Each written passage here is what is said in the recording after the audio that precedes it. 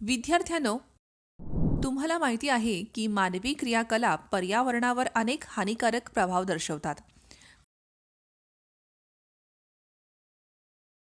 पर्यावरणाच्या भौतिक, रासायनिक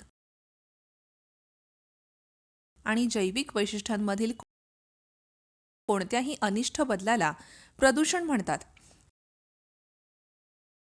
जे पदार्थ अनिष्ट बदल घडवून आणतात त्यांना प्रदूषक म्हणतात.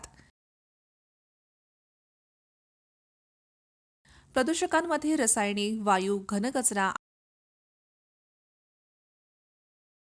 आणि इलेक्ट्रॉनिक कचरा यांचा समावेश होतो.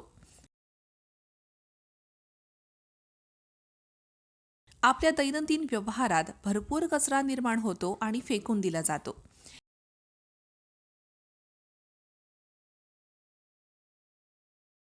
इन्झाईम किंवा जैविक प्रक्रियांद्वारे ज्या पदार्थांचे अवनती होऊ शकते त्यांना बायोडिग्रेडेबल म्हणतात.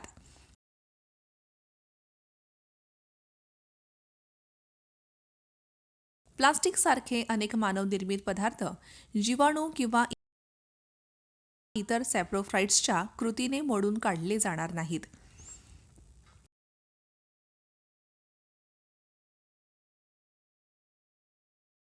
ही सामग्री उष्णता आणि दाब यांसारख्या भौतिक प्रक्रियांद्वारे कार्य करेल, परंतु सभोवतालच्या परिस्थितीत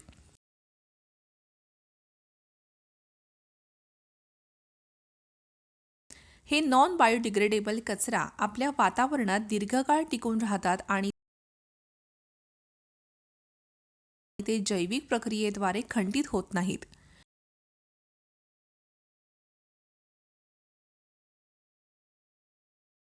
शिकण्याचे उद्दिष्टे. हा धडा पूर्ण झाल्यानंतर आपण हे जाणून घेण्यास सक्षम व्हाल. इलेक्ट्रॉनिक कचरा व्यवस्थापन, सांडपाणी व्यवस्थापन, घनकचरा व्यवस्थापन. महत्त्वाचे शब्द: ई कचरा,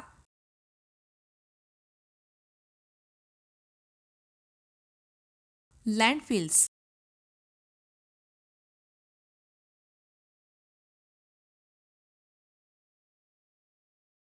अवसादन,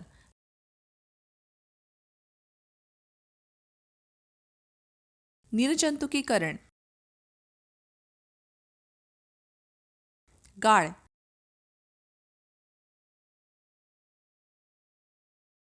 भस्म करणे,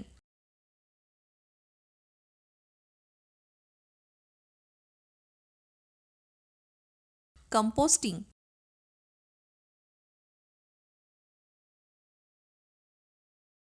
बायोगॅस,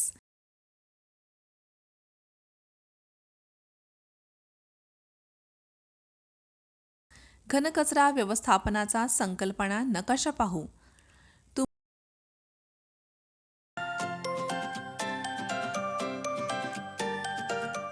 तुम्हाला माहिती आहे का की ई कचरा म्हणजे काय?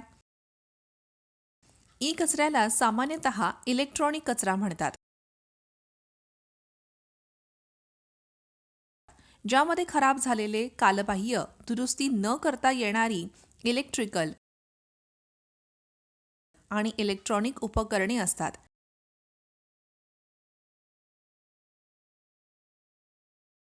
या कचऱ्यामध्ये शिसे, कॅडमियम, क्रोमियम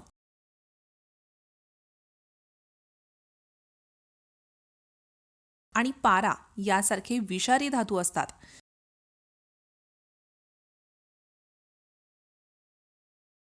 त्यामध्ये लोह, तांबे, सिलिकॉन, ॲल्युमिनियम आणि सोने देखील आहे, जे पुनर्प्राप्त केले जाऊ शकते. उत्पादित ई कचऱ्यांपैकी केवळ 5% पुनर्वापर केला जातो.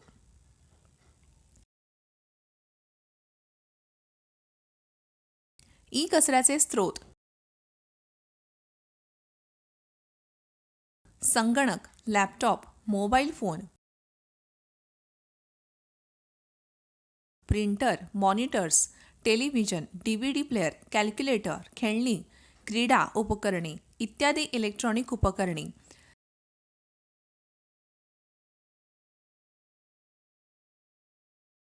रेफ्रिजरेटर,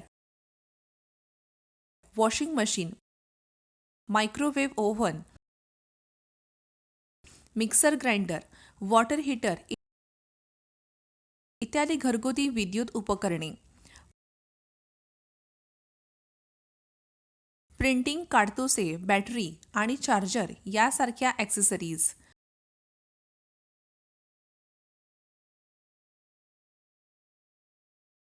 कोणत्याही प्रकारच्या विद्युत आणि इलेक्ट्रॉनिक उपकरणांची माहिती नसताना विल्हेवाट लावणे कचरा कुंडी आणि जलप्रदूषक बनू शकते.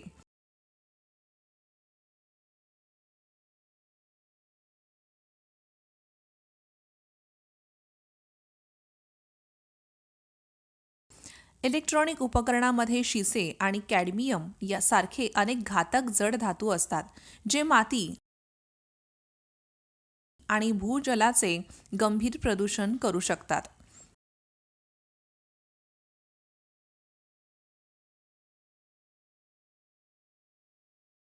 ई कचरा, डम्पिंग यार्ड आणि जवळपासची ठिकाणे प्रदूषित आहेत आणि त्यामुळे आरोग्याला गंभीर धोका निर्माण होतो. सांडपाणी व्यवस्थापन.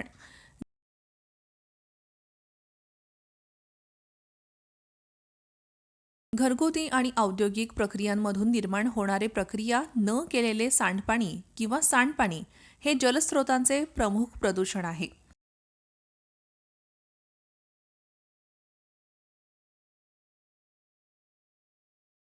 सांडपाण्यामुळे शेती दूषित होते आणि पर्यावरणाचा ऱ्हास होतो.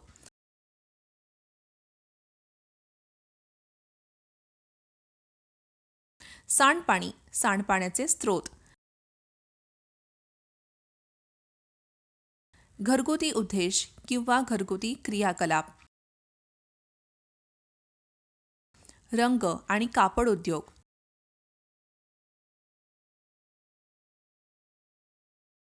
चर्मोद्योग, साखर आणि ब्रुअरीज उद्योग,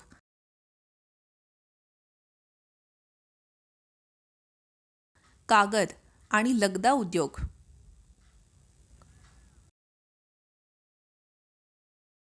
सांडपाणी, सांडपाणी प्रक्रिया पद्धत. पारंपरिक सांडपाणी प्रक्रिया पद्धतीमध्ये पूर्वतपासणी, वायुविजन,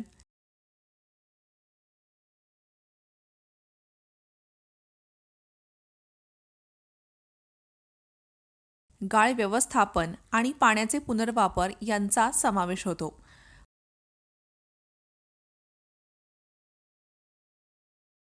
पूर्वतपासणीमध्ये माती, घनकण काढून टाकणे समाविष्ट आहे. घरगुती आणि औद्योगिक उपक्रमांमधून निर्माण होणारे सांडपाणी नंतर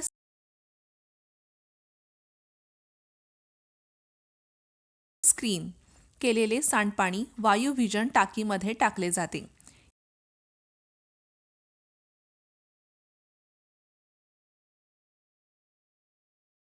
येथे सूक्ष्मजीव, दूषित घटक हवेच्या उपस्थितीत होणाऱ्या जैविक क्षयाने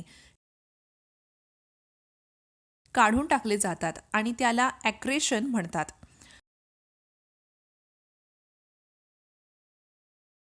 अवसादन प्रक्रिया म्हणजे निलंबनात घन कणांचे स्थिरीकरण.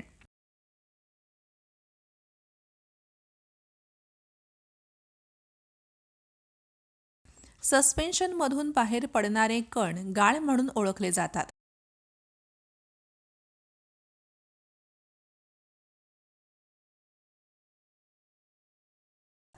क्षय प्रक्रियेतून निर्माण होणारा गाळ वेळोवेळी हस्तांतरित केला जातो. सुरक्षित विल्हेवाटीसाठी टाकीमधून गाळ काढून टाकणे, प्रक्रिया केलेल्या पाण्याचे क्लोरिनेशन आणि अल्ट्राव्हायोलेट UV किरणोत्सर्ग आवश्यक आहे.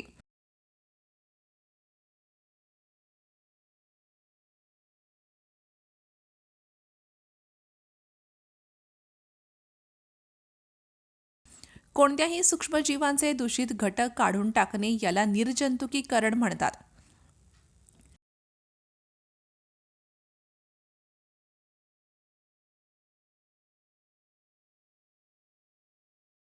त्यानंतर घरगुती किंवा औद्योगिक कारणासाठी पुरवले जाणारे पाणी म्हणजे पाण्याचा पुनर्वापर.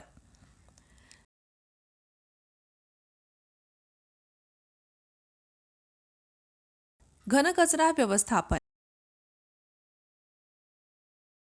घनकचऱ्यामध्ये प्रामुख्याने महानगरपालिका कचरा,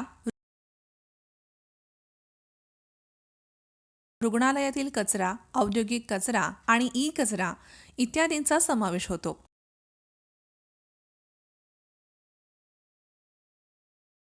घनकचरा जमिनीत टाकला जातो, ज्यामुळे भूप्रदेश प्रदूषण होते.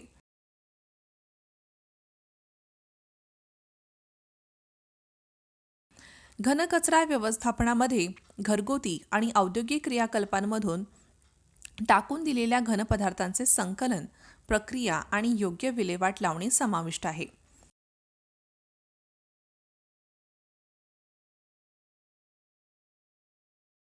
घनकचरा विल्हेवाट लावण्याच्या पद्धती.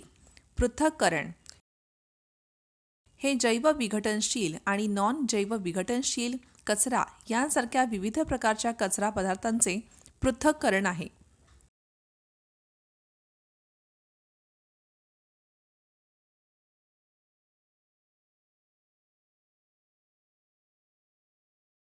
स्वच्छतागृह. घनकचरा सखल भागात टाकला जातो.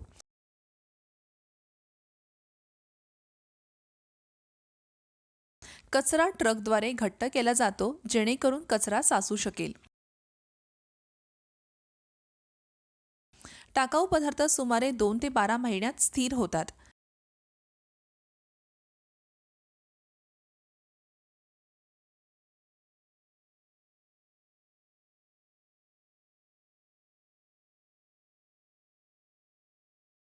सेंद्रिय पदार्थाचे विघटन होते. जाळणे हे उच्च तापमानात योग्यरित्या बांधलेल्या भट्टीमध्ये जैव विघटन न होणारे घनकचरा वैद्यकीय कचरा जाळणे आहे. कंपोस्टिंग. घनकचऱ्याचे जैव विघटनशील पदार्थ सूक्ष्मजीवांच्या क्रियेद्वारे किंवा गांडुळाद्वारे पचवले जातात आणि बुरशीमध्ये रूपांतरित होतात.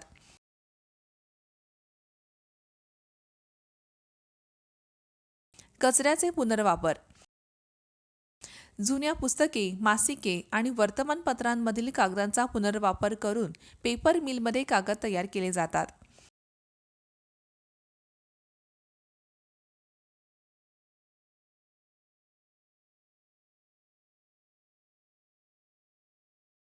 नारळाच्या कवचा, तागाच्या कापसाच्या देठासारख्या शेतीतील टाकाऊ पदार्थांचा वापर कागद आणि हार्डबोर्ड बनवण्यासाठी करता येतो.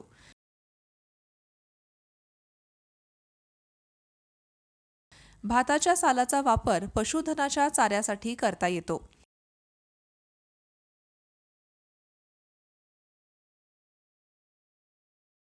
शेणखत आणि इतर सेंद्रिय कचरा गोबर गॅस प्लांटमध्ये शेतांसाठी बायोगॅस आणि खत पुरवण्यासाठी वापरला जाऊ शकतो.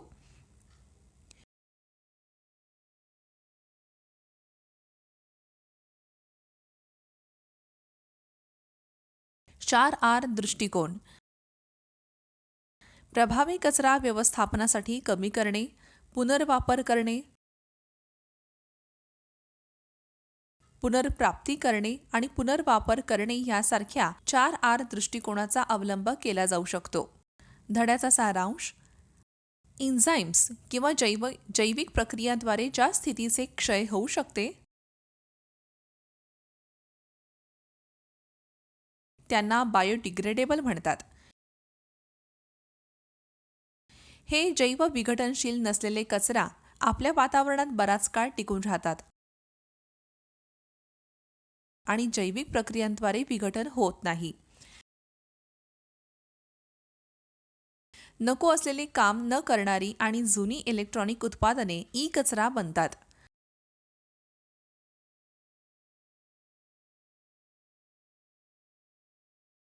घरगुती आणि औद्योगिक प्रक्रियांमधून निर्माण होणारे प्रक्रिया न केलेले सांडपाणी किंवा सांडपाणी हे जलस्रोतांचे प्रमुख प्रदूषण आहे.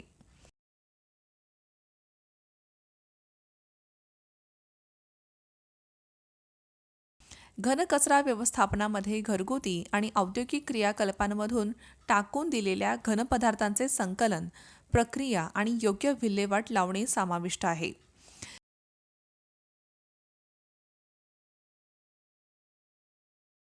प्रभावी कचरा व्यवस्थापनासाठी कमी करणे, पुनर्वापर करणे, पुनर्प्राप्ती करणे आणि पुनर्वापर करणे यासारख्या 4 आर दृष्टिकोनाचा अवलंब केला जाऊ शकतो.